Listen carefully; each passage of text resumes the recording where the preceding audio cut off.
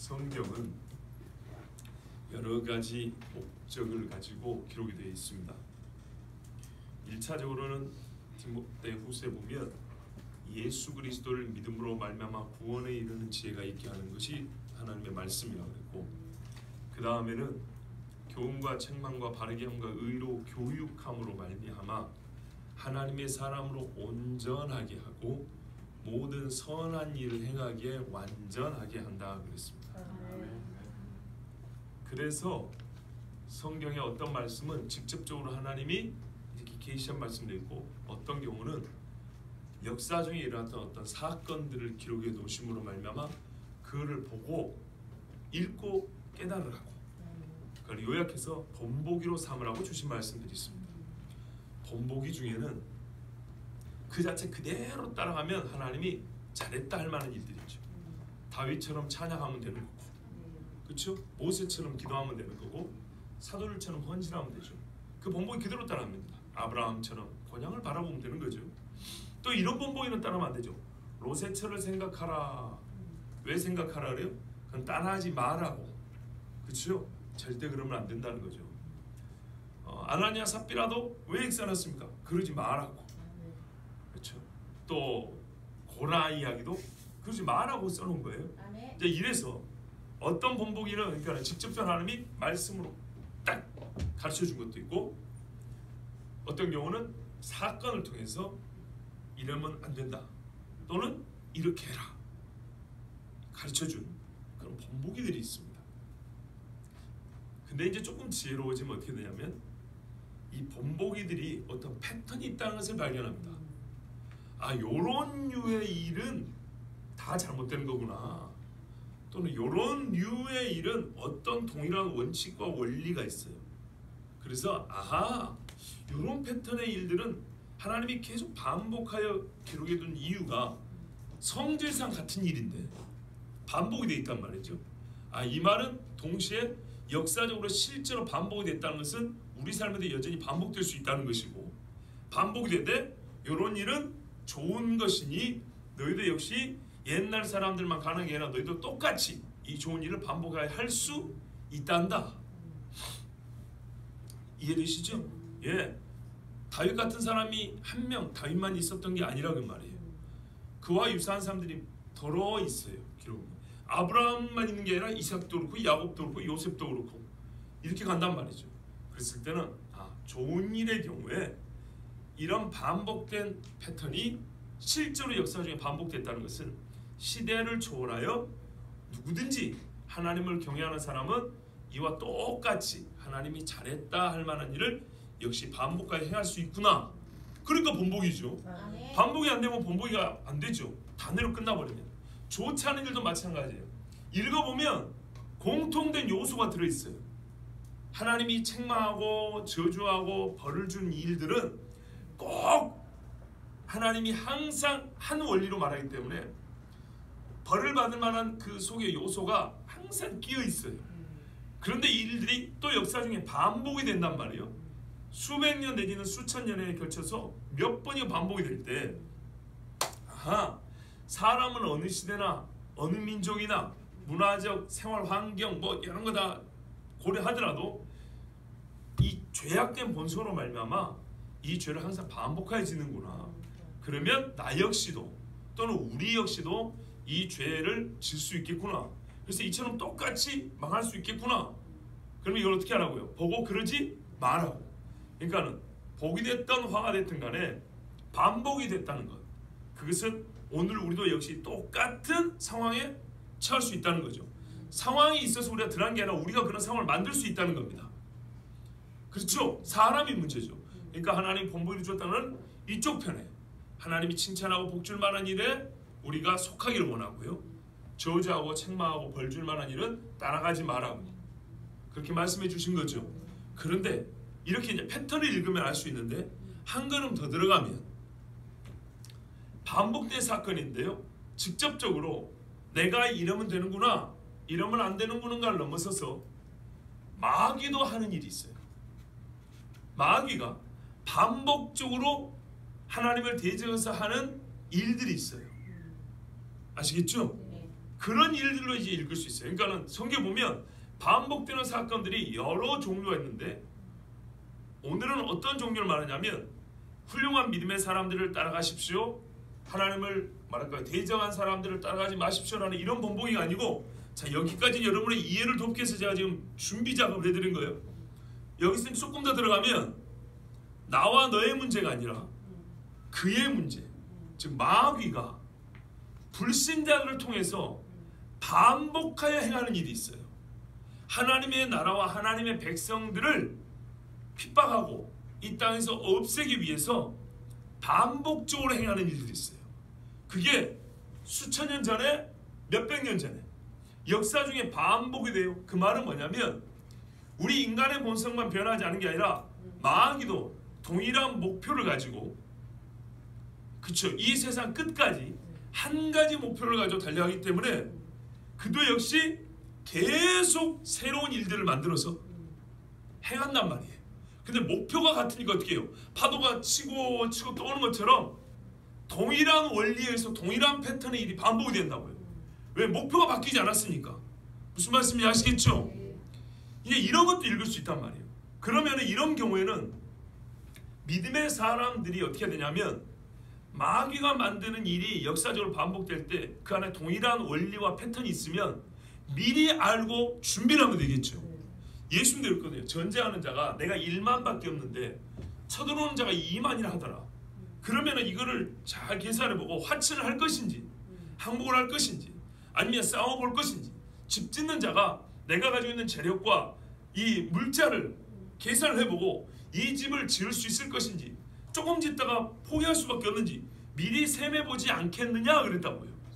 그런 것처럼 처음 하더라도 그럴 수 있는 것인데 반복하여 일어난 일이라면 우리가 충분히 그것을 미리 확인할 수 있고 준비할 수 있겠죠.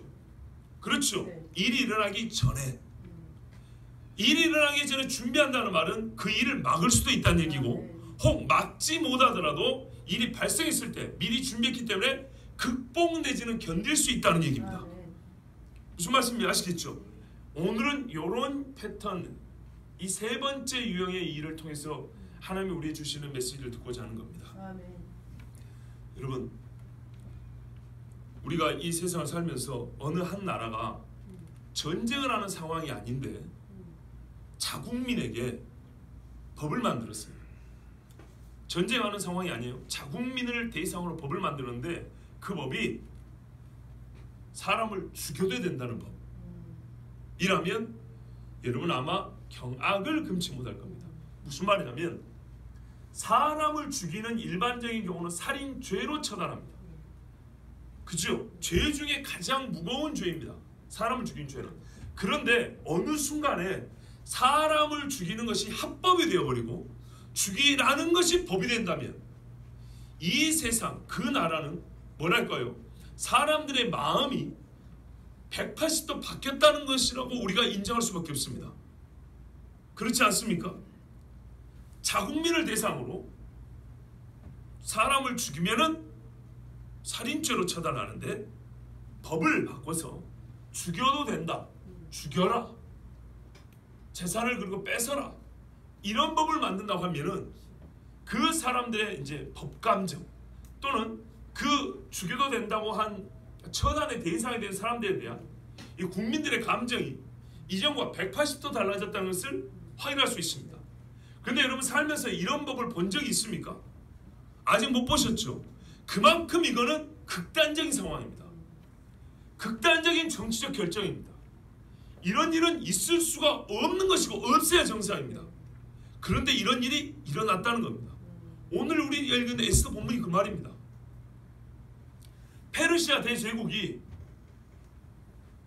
유대인이 페르시아 제국의 유일한 식민지가 아닙니다.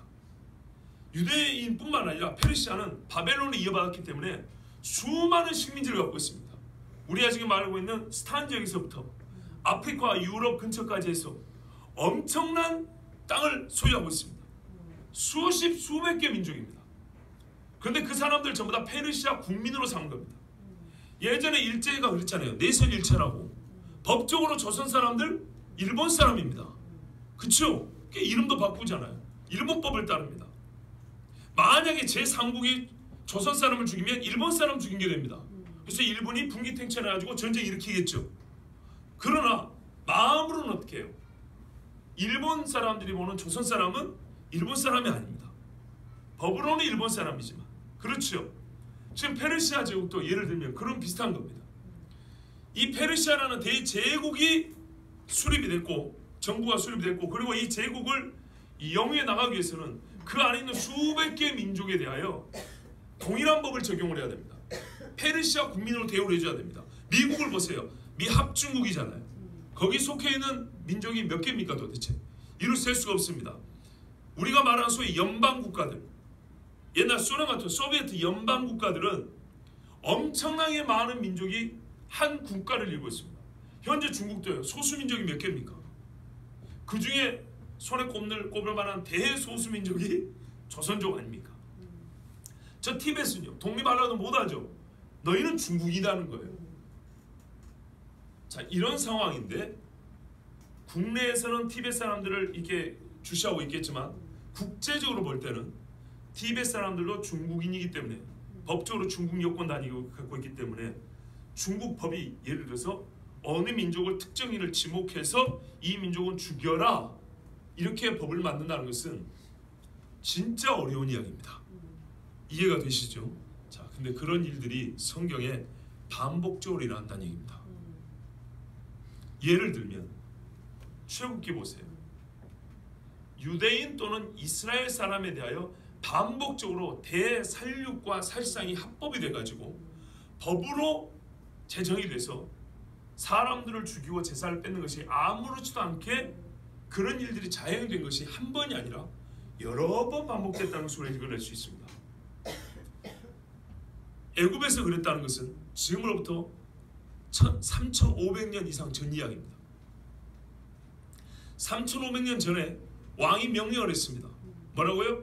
유대인들은, 히브리인들은 남자아이를 낳으면 전부 다 나일강에 던져 죽여라 그랬어요. 그런데 십바라와 부하라는 산파가 거역을 했죠. 여기서 우리의 신앙인의 자세를 배울 수 있지만 일단 그 전에 이 동일한 역사적 패턴 왜 발생하는지 어떻게 일어나는지 잠깐 볼 필요가 있겠죠. 왕명으로 제정을 해서 히브리 남자애는 다 죽이라고 그랬다고. 여러분 이게 여러분 살면서 이런 나라 본 적이 있습니까? 이런 극단적인 법을 들어본 적이 있습니까? 없지요. 잘 들으세요. 우리하고 밀접한 상관이 있는 이야기입니다. 문제는 이런 법이 어떻게 제정이 되느냐입니다. 봐보세요. 사람을 죽이는 게 범죄인데 사람을 죽이는 게 합법이 되려면요. 모든 법은 왜 무섭냐면 강제력 때문이에요. 강제력이 발생할 수 있는 그 힘이 발생하는 이유는 말 그대로 누군가 힘을 주기 때문이에요. 힘을 모아주기 때문에 그게 법이 강제력을 갖게 돼요. 그러면 사람들이 아무 때나 힘을 모아줍니다. 아니 모아줍니까? 그렇지 않습니다. 힘을 모아줄 때는 우리의 이런 사생활도 그렇지만 옳다라는 인정이 될 때 힘을 모아줍니다. 동의가 될 때 힘을 모아줍니다. 강력한 사회적 국가적 합의가 있어야 되는 겁니다. 합의. 그래서 요즘에 무슨 청원할 때 몇만 명 이상 몇십만 명 이런 나오는 겁니다. 한두 사람 이야기로 되는 게 아니에요. 기본적으로 어떤 법이 만들 때는 그 강제성 때문에 누구든지 복종을 해야 되잖아요. 어기면 처벌을 받잖아요. 자유와 재산과 생명의 제한을 받잖아요. 그 정도로 남의 삶을 올가매려면 그 법이 옳아야 된다는 합의가 있어야 되는 거예요. 중요한 겁니다. 그러니까 법의 강제성은 힘인데 이 힘은 누가 주냐? 그 법에 적용을 받는 사람들이 모아주는 건데 아무 때나 모아줍니까? 아니죠. 옳다라는 인정이 되어 모아주는 거예요. 아시겠죠? 그래서 크게 두 가지 형태로 그런 무지막지한 법이 제정이 됩니다. 첫 번째는요. 거의 대다수 국민들이 그 법에 적용을 받는 대다수 사람들이 옳다라고 인정을 해줄 때입니다. 아시겠죠? 살인죄 왜 인정합니까? 대부분의 사람들이 미안하지만 이 정신 좀 이상한 사람 빼고는 사람 죽인 건 다 잘못됐다고 인정합니다. 남의 것 도둑질한 건 다 잘못됐다고 인정합니다. 그래서 절도죄, 살인죄 이게 죄가 되는 겁니다. 맞죠? 간통죄도 그랬던 거예요. 근데 왜 폐지됐을까요? 국민투표하면 간통죄 폐지 찬성이 80% 될까요? 당시로 볼 때 반도 안 됐을 겁니다. 보세요. 다수가 아니어도 법이 바뀔 수 있습니다. 이게 무서운 겁니다. 다수가 힘을 모아주고 옳다고 인정을 해줄 때, 사회적 합의가 이루어졌을 때 법이 만들어지는 건데, 다수가 힘을 모아주지 않은데도 법이 바뀌는 경우가 어떤 경우인지 아십니까? 소수가 외치지만 다수가 침묵해버릴 때예요. 소수가 10%가 외치지만 사실은 90%가 반대인데 90%가 침묵해버리면 이 90%는 없는 거나 마찬가지예요. 우리나라 현재도 투표를 하면 동성애 결혼, 동성 결혼 합헌이 많을까요? 반대가 많을까요? 반대가 많습니다. 그러면 법률안 자체가 올라갈 수가 없습니다. 다수가 반대하니까. 그런데 왜 법률안이 계속 올라갔다 내려갔다 올라갔다 내려갔다 그럽니까? 왜 사회적으로 시끄럽고 이렇게 그 힘이 세집니까? 다수는 침묵하기 때문이에요. 여러분 봐보세요. 누가 외칩니까? 속을만 끙끙 앓고 싫다 싫다 그러지 누가 외치냐고요? 90%가 반대로도 침묵을 해버리면 10% 목소리가 이기는 겁니다. 그래서 법이 만들어진 거예요. 만들어지고 나면 내 발에 족수가 채이는 거고요. 내 손에 올무와 메인하고 똑같은 겁니다. 외칠 수 있을 때 외치라 그 말이에요. 두 번째 경우는 이런 겁니다. 그러니까 기본적으로 사회적인 다수의 합의가 있어야 되는데요. 이래서 법이 만들어진 거예요. 그러면 유대인들에 대한 이런 학살법은 어떻게 해요? 다수의 합의가 있어야 되겠죠. 그렇죠? 아니면 소수랄지라도 다수가 모르고 무지 상태로 있거나 무관심하거나 침묵해버릴 때죠. 혹시 자기가 한 대 맞을까 봐.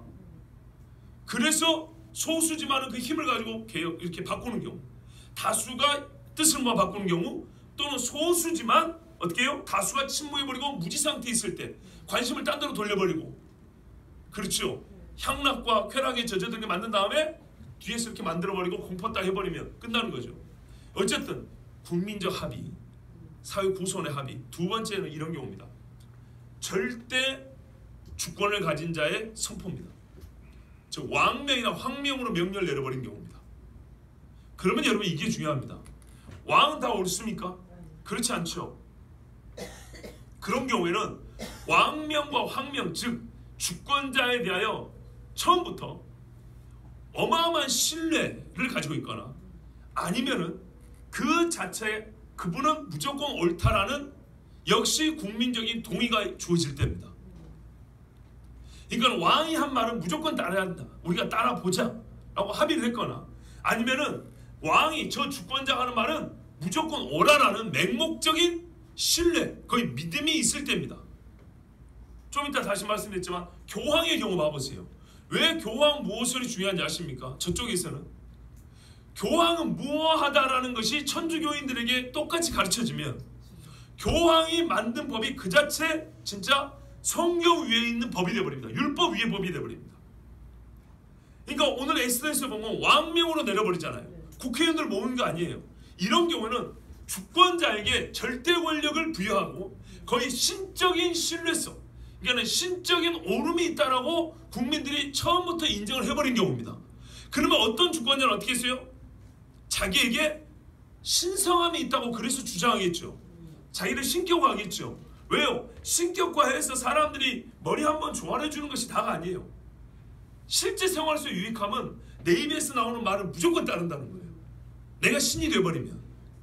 그러면은 어떤 주권자가 거의 신과 같이 여김을 받을 때, 신과 같은 숭배의 대상이 되어버리면 그 입에서 나오는 말은 그 즉시로 법이 돼서 이전의 모든 가치관과 신앙관과 우리의 어떤 문화적 배경, 역사적 배경, 이거를 한 방에 뒤집어 버려도 모든 백성들은 거역이 불가능하고 따를 수밖에 없습니다. 우리는 여기 크게 두 가지 패턴, 이게 반복됨으로 말미암아 또는 이게 함께함으로 말미암아 일어난 일이 뭐냐면 법을 바꿔서 이스라엘, 히브리인, 유대인이라고 하는 바로 하나님의 백성들을 죽이려고 했던 일들이 반복하여 일어났다는 것을 성경에서 읽는다는 말입니다. 또한 근현대 역사에서도 읽는다는 겁니다. 아시겠죠? 오늘 제가 본문 세 군데를 읽었는데 사실은 더 있습니다. 이 본문들을 하나하나 읽어서 여러분에게 강의를 하는 것이 아니고 말 그대로 동일한 패턴을 발견하려고 하는 겁니다. 이것을 통해서 우리가 깨달아야 될 것이 무엇인가? 세상 말에도 역사는 반복된다 그럽니다. 왜 반복되냐면 역사에서 배우지 않기 때문이라는 거예요. 이런 일이 일어날 줄 뻔히 아는데 준비하지 않기 때문에 반복이 된다는 거예요. 성경에 이와 같은 일이 반복이 됐고 현대 역사에도 반복이 됐어요. 출애굽할 때 출애굽기에서 그랬고요. 다니엘서 봐보세요. 다니엘서에 다니엘의 세 친구하고 다니엘 4장으로 들어가기도 하고 불 가운데 던져지기도 합니다. 왜 그랬습니까? 이유가요. 그들이 잘못했습니까? 그들이 도덕적으로 어떤 문란하고 그들의 관리로서 국가에 해를 끼쳤습니까? 전혀 아니라고 그랬어요. 오히려 다니엘을 모함하는 사람들은 다니엘을 흠잡을 데가 없어서 그 하나님의 율법에 관하여 빌미를 잡아야지 이 사람을 올가맬 수 있다고 그랬어요. 이제 이렇게 그러면 봐보세요. 그렇게 사람들이 협의를 모으려면 근거가 있어야 되겠죠. 근거는 뭐냐면 이 말씀들 다 읽어보면 그들이 가지고 있는 법과 하나님의 법이 충돌한다는 것이 이유입니다. 이것이 이유가 되어서 사람들은 마음을 모읍니다. 하나님의 법을 대적하자. 그리고 주권자의 마음을 돌이킵니다. 이 법을 가지고 있는 사람, 하나님의 법을 가지고 있는 사람은 국가에 해를 끼치는 사람들이라고. 이런 식으로 해서 어떻게 해요? 그들을 죽이는 법을 만들어냅니다. 자국민인데도 불구하고 몰살을 시키를 정말 흉악무도한 법을 만들어냅니다. 만들어 놓고 나면요, 성경에 보시듯이 변기가 불가능합니다. 이걸 바꾸려면 그만한 힘이 있어야 되고 그만한 권위가 있어야 되고 사람의 인식이 바뀌어야 되는 거예요. 저들을 죽이는 게 옳다라는 생각을 바꿀 때가 얼마나 시간이 많이 걸렸을까요? 특히 현대사회는요, 물결을 보세요.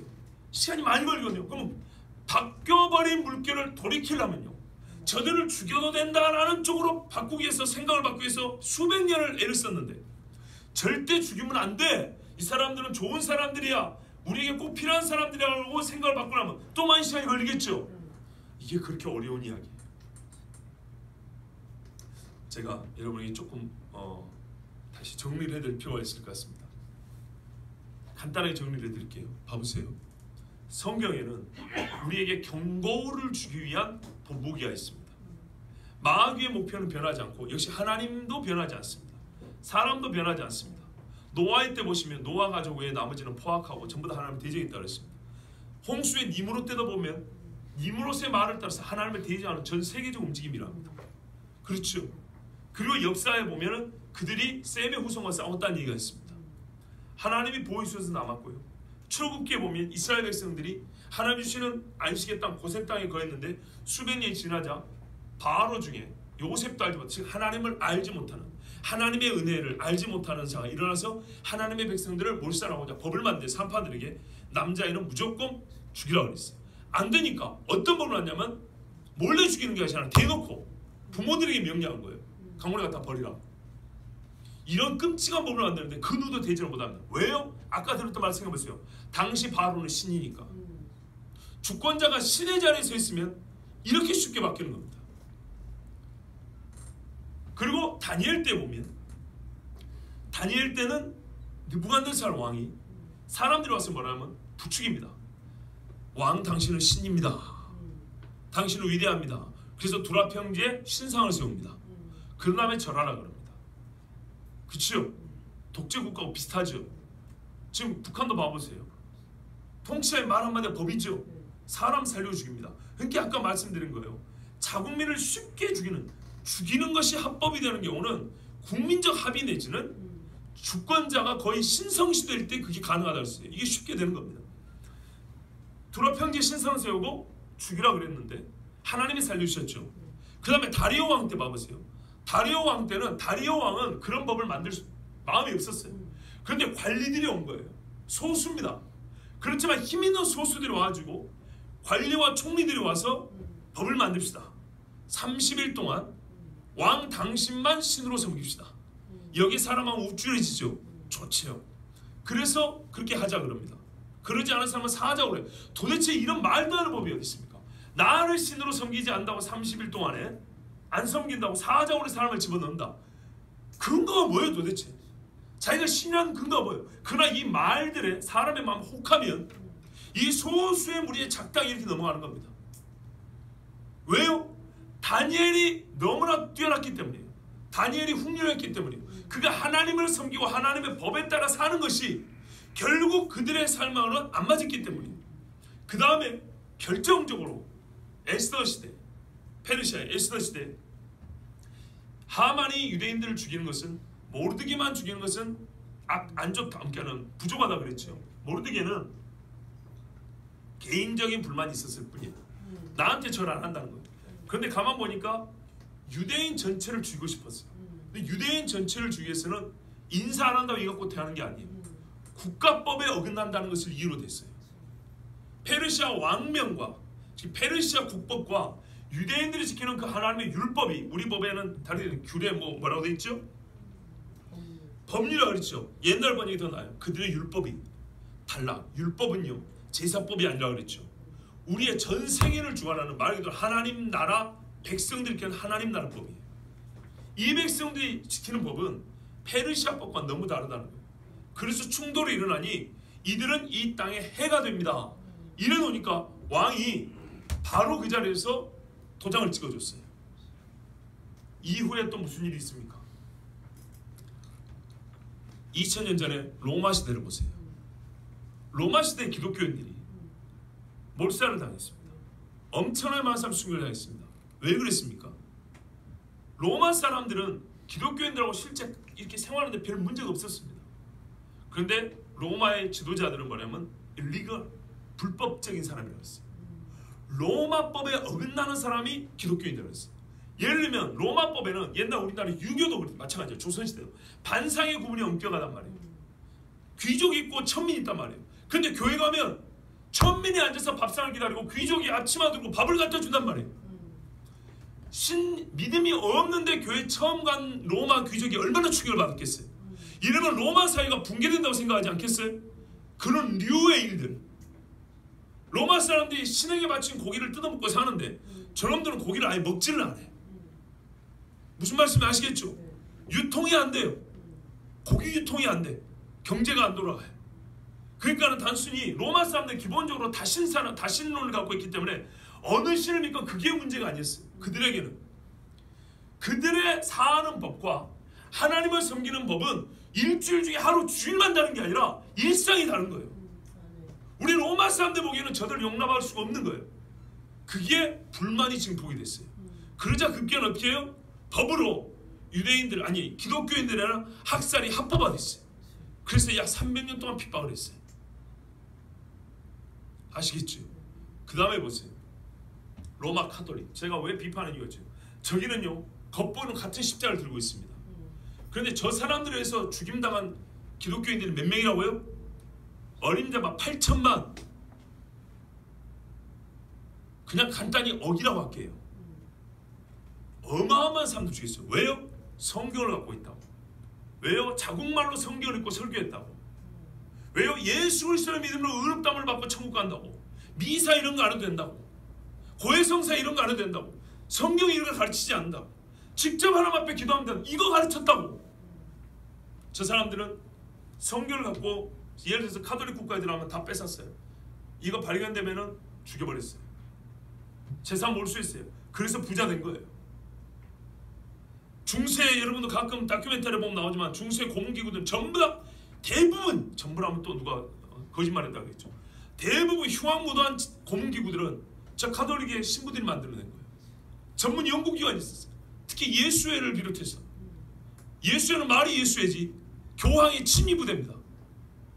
종교개혁자들을 잡아주기 위해서 우리는 교황에게 절대 충성하겠다고 나온 사람들이 예수회입니다. 제수이트입니다. 그리고 그 사람들이 종교재판을 주도했습니다. 마녀사냥을 했던 사람이 그 사람들입니다. 오죽했으면 나폴레옹 당시까지만 해도 그런 이야기 들었죠. 옛날에 말씀드렸죠.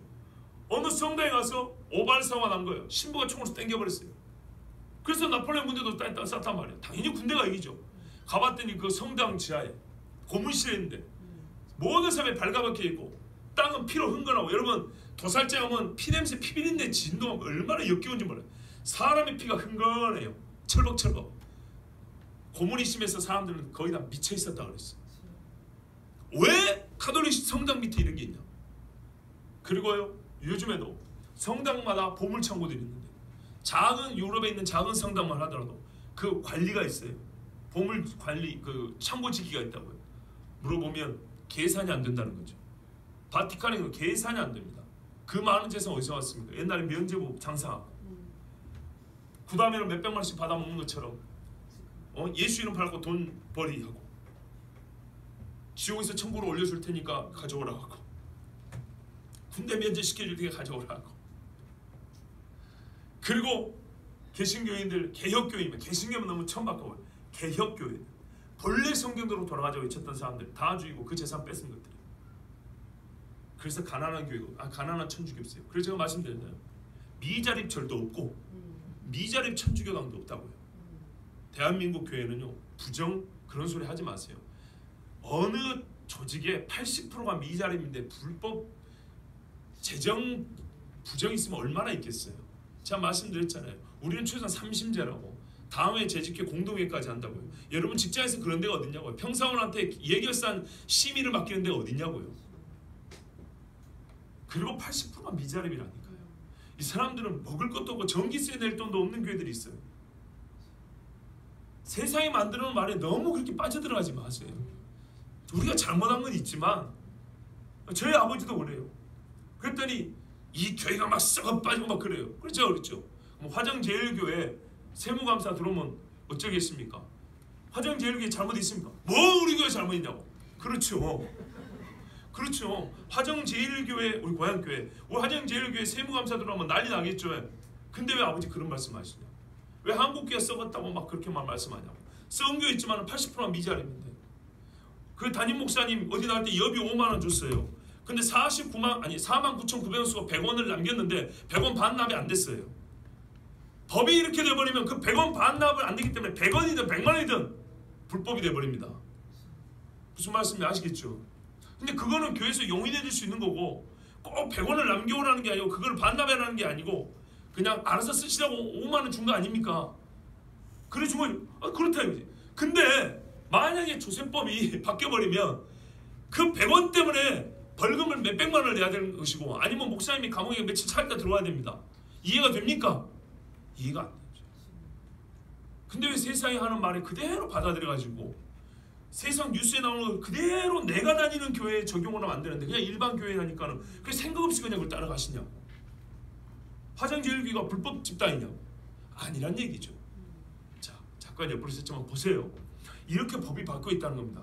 법이 돼버리면요, 논쟁이 아니고 뭐가 된다고요? 범죄인이 돼버린다고요. 자, 중세 때 그랬고요.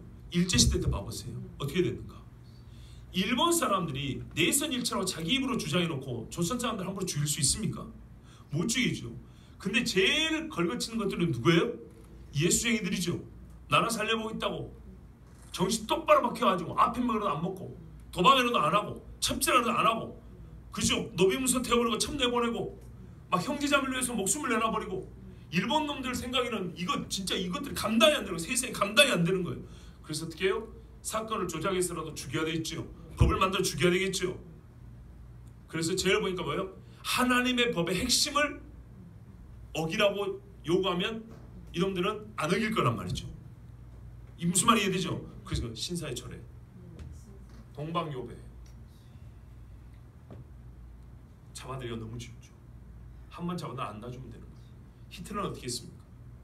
저번에 한 말씀했지만 히틀러는 몇 년 동안 차근차근 했어요. 거기는 나름대로 유럽이라, 무슨 말이냐면 유럽은 이 법사상이 발전됐기 때문에 한 방이 잘 안 됩니다. 천황으로 말로 되는 게 아니에요. 무슨 말인지 이해되시죠? 그래서 독일 같은 데는 그래도 그 입헌, 그러니까는 뭐랄까요, 법률에 의해서 나라가 이렇게 좀 다스려지는 이게 전통이 좀 있기 때문에, 유럽이 있기 때문에 이 사람들은 오랜 세월 동안에 법을 조금씩 바꿨고요. 교육을 통해서 세뇌를 했어요. 그래서 급기야 때가 되자 유대인들은 추방, 그 외에 바로 어제까지만 해도 옆집 아저씨라고 아저씨 앉아있는데 법이 바뀌지 어떻게 해요? 눈을 째려보면서 야 유대인! 옆에 동네 꼬마애가 이렇게 말한다고. 이렇게 해서 결국에는 유대인들 수백만 명을 잡아 죽였어요. 법이 바뀌기 전까지는 괜찮았어요. 여권 못쓰게 만들어버리고, 은행 잠궈버리고, 학교에서 퇴학시켜버리고, 병원 이용 못하게 하고, 영업 허가 취소시켜버리고, 이런 식으로 법을 하나하나 바꾼 다음에 나중에는 거주 도망도 못 가게 국경 다 막아버렸어요. 가둬놓고 죽여버린 거예요. 봐보세요. 반복이 되지요. 반복이 된다고요. 근데 우리가 이거를 못 읽으면 될까요?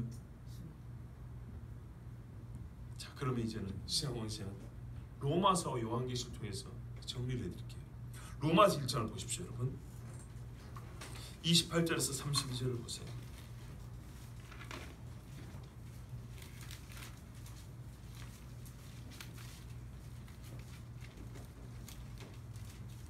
로마서 1장 28절부터 32절을 제가 한번 읽어보겠습니다.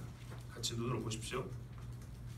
또한 그들이 마음에 하나님 두기를 싫어하며 하나님께서 그들을 그 상실한 마음대로 내버려 두사 합당하지 못한 일을 하게 하셨으니 곧 모든 불의, 추악, 탐욕, 악의가 가득한 자요, 시기살인, 분쟁, 사기, 악독이 가득한 자요, 수군수군하는 자요, 비방하는 자요, 하나님께서 미워하시는 자요, 능욕하는 자요, 교만한 자요, 자랑하는 자요, 악을 도모하는 자요, 부모를 거역하는 자요, 우매한 자요, 배약하는 자요, 무정한 자요, 무자비한 자나 그들이 이 같은 일을 행하는 자는 사형에 해당한다고 하나님께서 정하심을 알고도 자기들만 행할 뿐 아니라 또한 그런 일을 행하는 자들을 옳다 하느니라.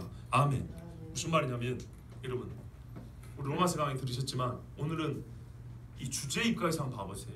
새로운 면이 보입니다. 이 사람들의 양심에는, 하나님이 우리 이 땅에 사람 볼 때 양심에는 무엇이 의이고 무엇이 불의라는 것에 대해서 학교에서 안 배워도 아는 게 있어요. 그게 이 항목들이에요. 이것도 옳지 않은 거 다 알아요. 아는데 스스로 부정을 하죠. 자기들이 행하고 싶어요. 그리고 뭐라 그래요? 옳다라고 말을 해요. 옳고 그름의 판단 기준이 바뀌어버려요. 깊은 양심에는 틀린 줄 알아요. 깊은 양심에는 틀린 줄 알지만 이 죄의 본성 그걸 하고 싶은 거예요. 아시겠죠? 이해를 하고 싶어요. 우리도 어릴 때 한번 생각해 보세요. 부모 말씀 듣는 것도 한번 비슷한 이유니까 한번 생각해 보세요. 하고 싶으니까 어떻게 해요? 엄마 말이 틀리고 하나님 말씀이 틀리고 내가 옳다라는 구실을 만들어내요. 이론을 만들어낸다고요. 그렇죠? 그런 짓을 한다는 거예요. 자, 보세요.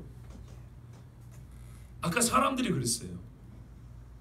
사람들의 합의가 있어서 옳음에 대한 인정이 모아지면 사회적 구속력을 가진 법이 된다고 그랬어요. 그때는 그 법 밖에 있는 사람들이 처벌을 받게 돼요. 범법자가 되죠.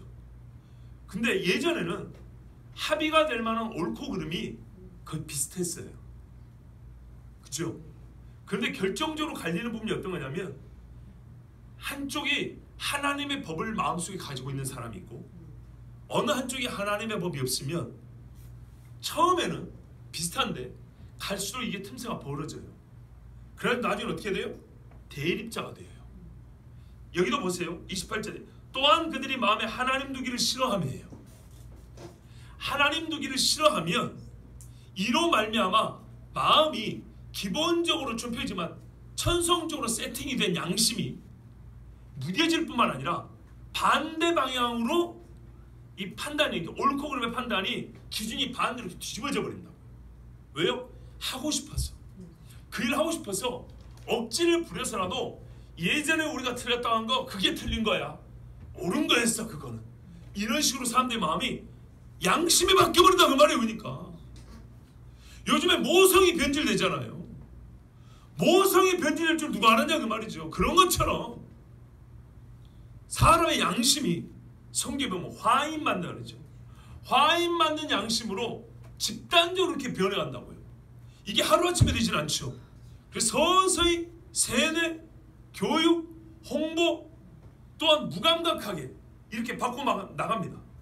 그런데 대다수의 사람들은 그런 양심을 바꾸려는 이 악한 움직임을 볼 때 처음에 볼 때는 아니라고 생각을 해요.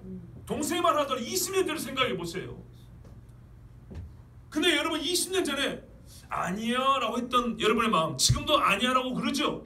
여러분 안 바뀌었어요. 근데 사회는 얼마나 바뀌는 거 봐보세요. 왜 그래요? 여러분 아니야 라는 마음을 그대로 갖고 있지만 여러분 침묵했잖아요. 국회의원들한테 침묵했잖아요. 학교에서 교과과정이 바뀌어서 침묵했잖아요. 교육권 뽑는다도 침묵했잖아요. 국회의원 뽑을 때도 그런 거 안 따져봤잖아요. 그러니까 있어봐야 소용없는 거예요. 다문입은 입이 아니에요. 말해야 할 때 해야 되는데 성경이 뭐라는지 아십니까?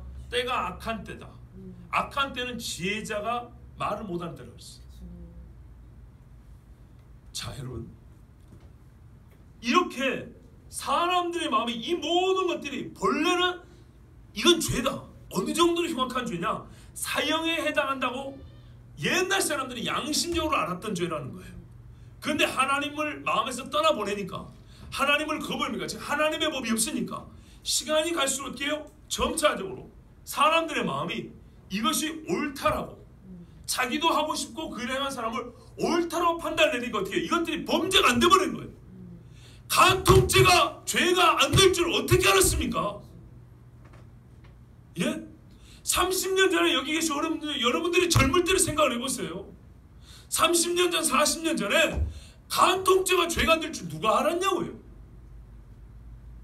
동성애가 20년 전에 우리나라에서 이렇게 시끄러졌을 때 그것에 대하여 찬성한 사람이 어디 있었냐고요. 불교인들, 도교인들, 천도교인들, 천주교인들 다 들고 있어요. 유교, 저기 할아버지들, 경주 할아버지들 왜 요즘에 조용한지 모르겠어요. 다른 종교들은 요즘에 다 조용해요. 유일하게 교회만 이래요. 그럼 어떻게 될까요? 무슨 말씀인지 아시겠죠? 자기들을 한 대 맞을까봐 자기들끼리 있을 때는 아니에요 이래요. 그리스도님 허연하면 아이고 저런 짐승만도 못해. 너 분명히 그럴 거야 아마. 그러지 않겠어요. 안동의 할아버지들이 안 그러겠습니까? 7대 손까지 제사 지내는 그 양반들. 그런데 말이죠, 사회적으로 말합니까? 대놓고 얘기합니까? 표로 말하면 사표예요. 죽은 표예요. 아무 의미가 없어요. 그나마 소수의 기독교인들이 지금 외치고 있는 거예요. 그러면 누가 적이 될까요? 만약에 그쪽 사람들이 이겨버리면, 그래가지고 법이 바뀌면 제일의 공격 대상, 선멸의 대상은 누굴까요? 경주 안동인가 할아버지들인가요? 산에 있는 절인가요? 저 천주교도인가요? 아니에요. 우리가 죽게 되는 겁니다. 역사는 반복됩니다. 성경이 그 동일한 패턴과 원리를 가르쳐줍니다. 거기다가 이렇게 세상 사람들의 옳고 그름이 뒤집어져 있는 이때에 거기다가 요한계시록 보세요. 13장 11절 18절까지 보십시오.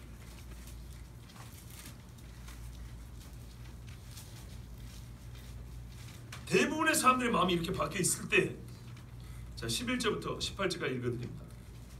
내가 보매 또 다른 짐승이 땅에서 올라오니 어린 양같이 두 뿔이 있고 용처럼 말을 하더라. 생긴 건 양인데요, 용같이 말하는 거예요. 그러니까는 속과 끝이 다르다는 거 아시겠죠? 그가 먼저 나온 짐승의 모든 권세를 그 앞에서 행하고 땅과 땅에 사는 자들을 처음 짐승에게 경배하게 하니 곧 죽게 되었던 상처가 나은 자니라. 처음 나온 짐승을 이제 성경 보면 적그리스도고, 이 뒤에 나온 양같이 생긴 용처럼 말하는 것은 거짓 선지자 노릇을 하는 그 짐승을 말합니다. 그러면서 이놈이 선전선동을 하는 겁니다. 적그리스도에게 경배하라, 숭배하라. 그는 사람들 보기에는 죽은 자였어요.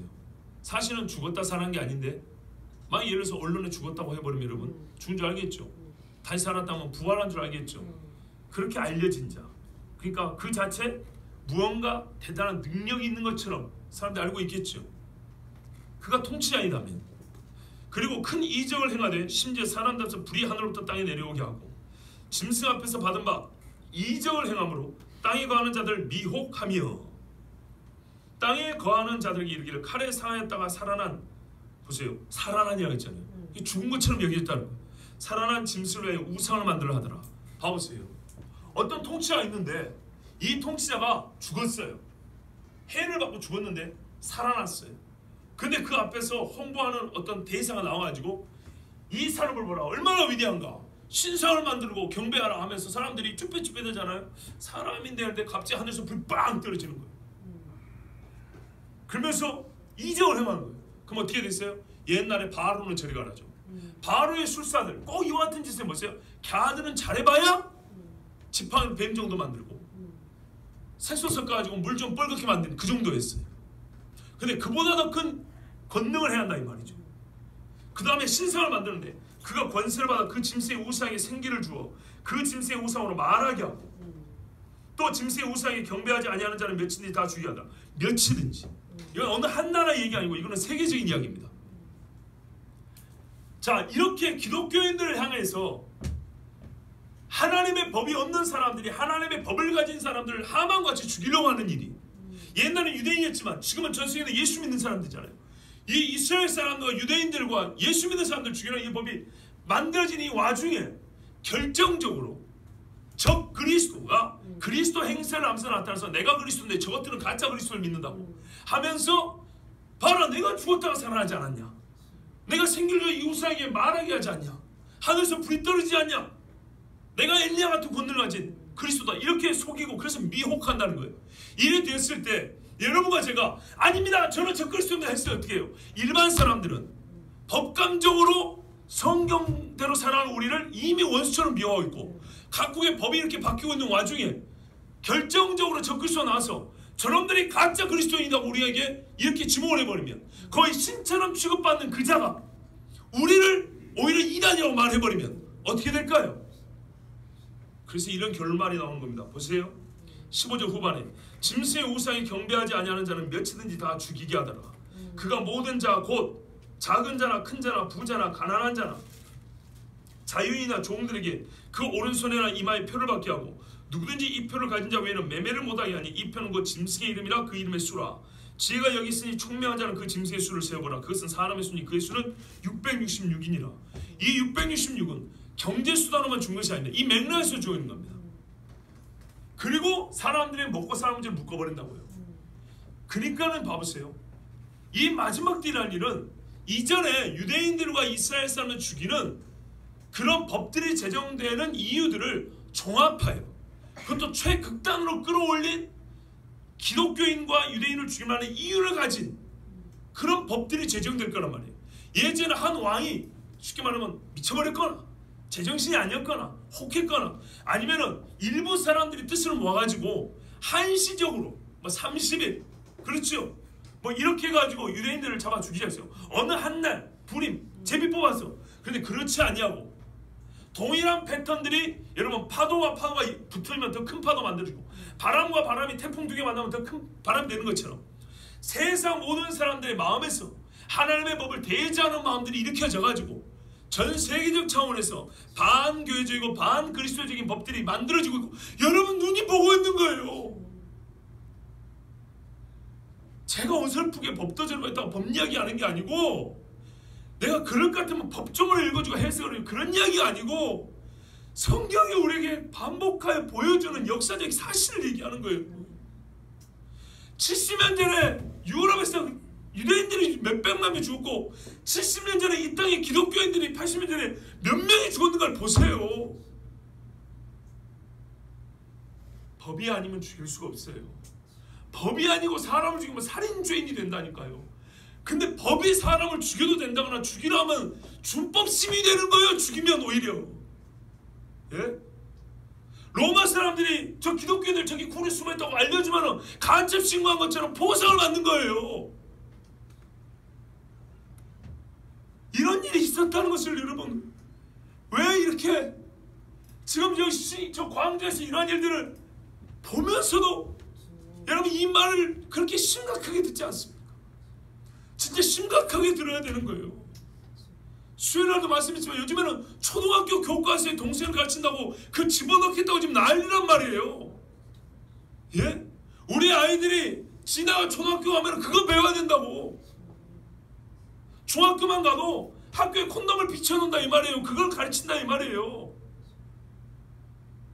꿈이나 꾸던 세상이란 말이죠. 지금 이게 그런 세상으로 되고 있다고요. 지금 가고 있다고. 캐나다에서 있었던 이 말이죠. 캐나다 법이 젊을 때는 장로 국회의원이 동성애 합헌과 비롯 동성애만의 문제가 아니랄 거예요. 성소수자의 이름한 게 20몇 개 50몇 개 된다 했잖아요. 예? 그 중에는 시체하고 시간하는 사람도 있고 기계하고 하는 것도 있고 별의별 게 다 있다고요. 캐나다 이야기 다시 한번. 현재 캐나다 법에 따르면 아이가 아침에 일어났어요. 남자아이인데 엄마한테 예를 들어서 용빈이라고 기분 나쁘다. 용빈이 안 할게 그냥. 남자아이가 엄마한테 엄마 나 오늘 기분이 좀 이상해. 나 여자인 것 같아. 이놈 새끼 정신머리가 없네. 머리 하나 딱 때렸어요. 경찰에 신고하면 엄마 불려갑니다. 엄마 나 성전환 수술 좀 해야겠어요. 엄마 돈 좀 모아고 해줘요. 안 돼 이놈 새끼야. 돈이 없으면 네가 우리 아들인데 무슨 네가 여자가 된다고 그래. 그래갖고 신고하면 어떻게 해요? 벌금을 엄청 물어야 되거나 깜빡 갇힙니다. 현재 캐나다 법입니다. 캐나다 기독교 국가라고 했잖아요. 제 말이 거짓말이면 확인해 보세요. 이런 세상이 여러분 말이 된다고 생각하십니까? 근데 지금 제가 하는 이 설교도 우리 기독교인들이 가만히 있어가지고 법이 바뀌어버리면, 나 이 설교 유튜브에 올리면, 사이버 수사대에 걸리면 여러분 한 달치 헌금이 전부 다 벌금으로 나가야 돼요. 아니면 나를 쫓아내야 돼요. 나 감옥에 들어가거나. 스웨덴에서 동성애 잘못이라고 성경대로 설교했다가 목사가 4주 동안 구속돼 있다 나왔다 했죠. 이게 10년 전 이야기니까요. 10년 전 이야기. 제발 여러분, 우리나라 진짜로요, 그래도 기독교인들 살아남아 있어 기도해서 지금 남은 줄 아십시오. 전 세계 경제 대국 10몇 위권 아닌 대국 중에 좀 편치만은 기독교 신앙 아직 이렇게 멀쩡하게 살아있는 사람이 많은 데가 그렇게 많지 않습니다. 하나님께서 그래도 선교하는 나라에 기도하는 사람이 있어서 지켜준 줄 아십시오. 그런데 지금 이 나라가 이렇게 바뀌어 있다고요. 지금 국회의원들 그 50대 60대 그분들이 10대 20대 때 그렇게 배우지 않았어요. 사람이 나이가 40이 넘으면 생각도 안 바뀐다는데 이 사람들은 40이 넘어갖고 바뀐 사람들이 많아요. 어떻게 바뀔 수가 있을까요? 성경대로라니까. 사람이 말씀할 때가 되면 어떻게 해요? 바른 교훈을 듣지 않냐고, 사욕을 쫓고. 왜? 자기 빼자면 더 달아대니까. 이 세상 사람들이 말하는 데 쫓아가요.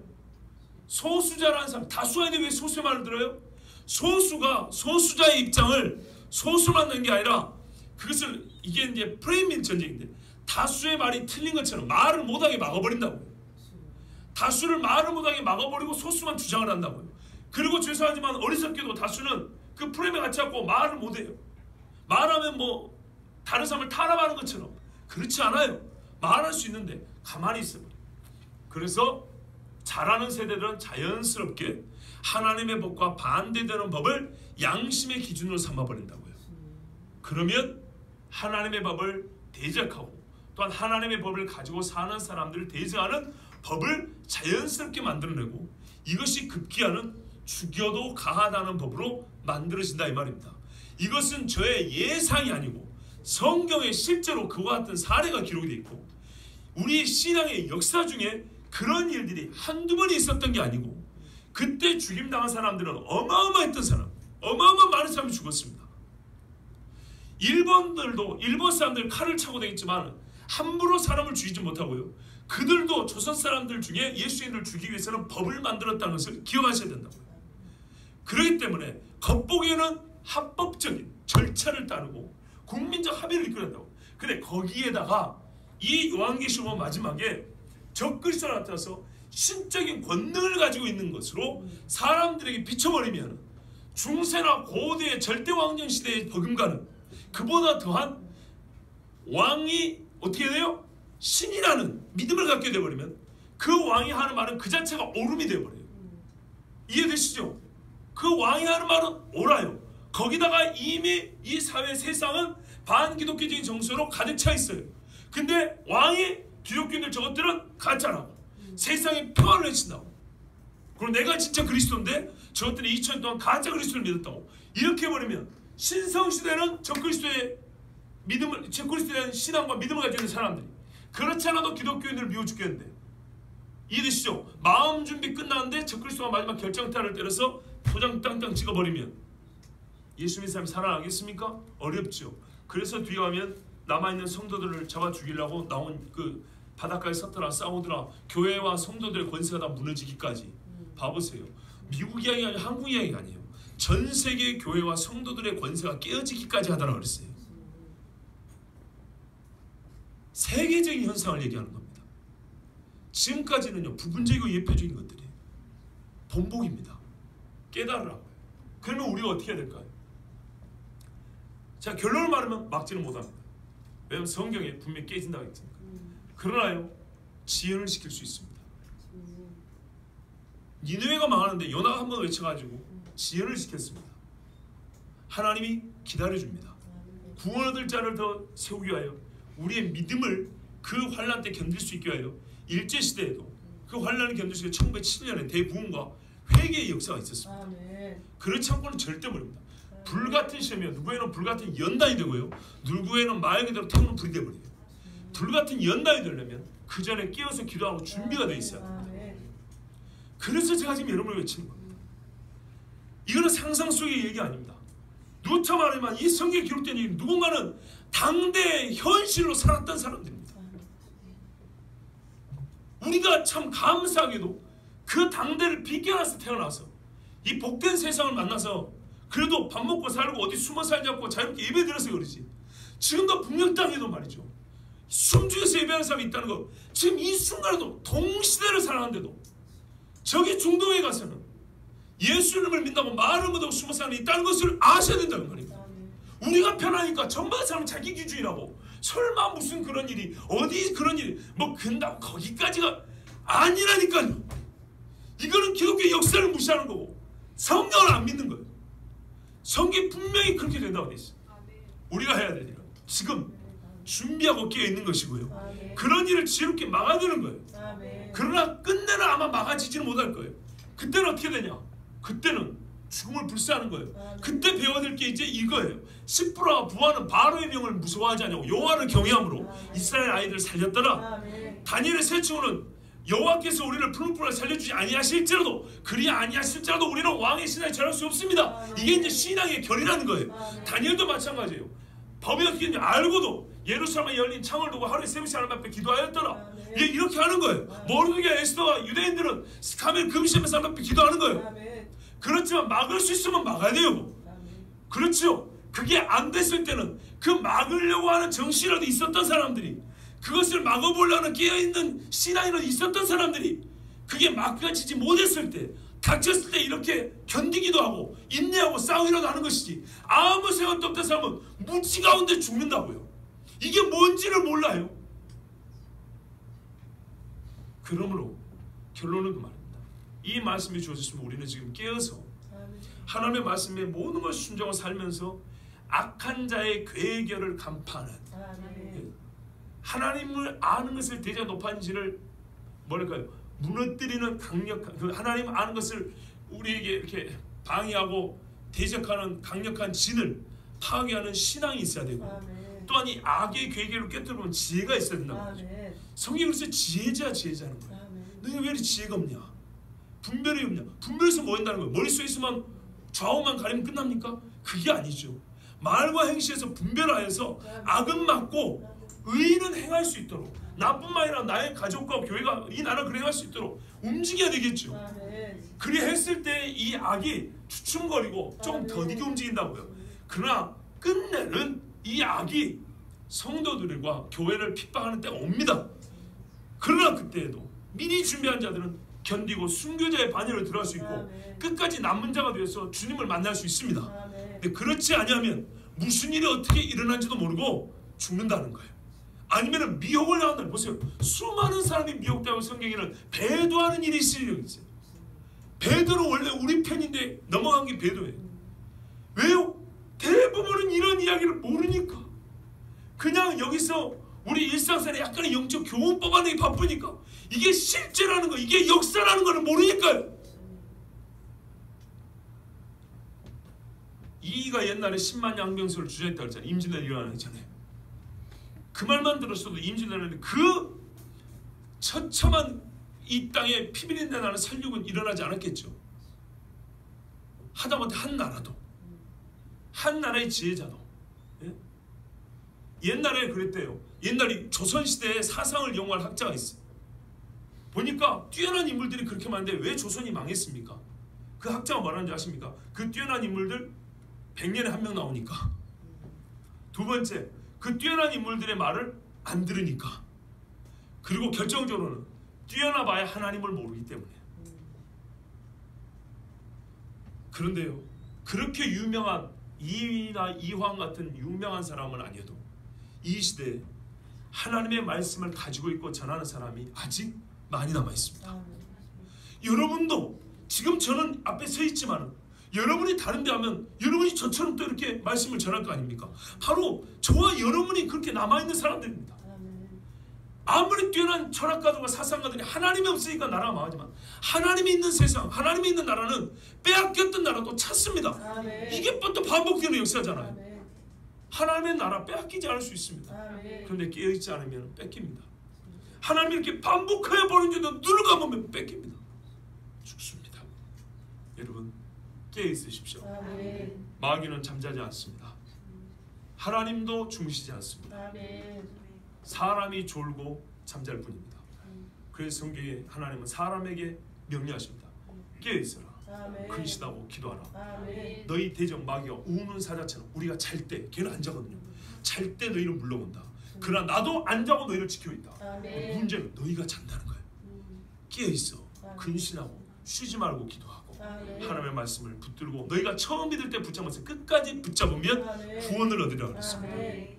견디고 싸워 이기는 우리 모두가 되기를 바랍니다. 아멘. 하나님 말씀으로 생각부터 사로잡아 그리스도 예수께 복종시키십시오. 아멘. 끝까지 이길 줄 믿습니다. 기도하겠습니다.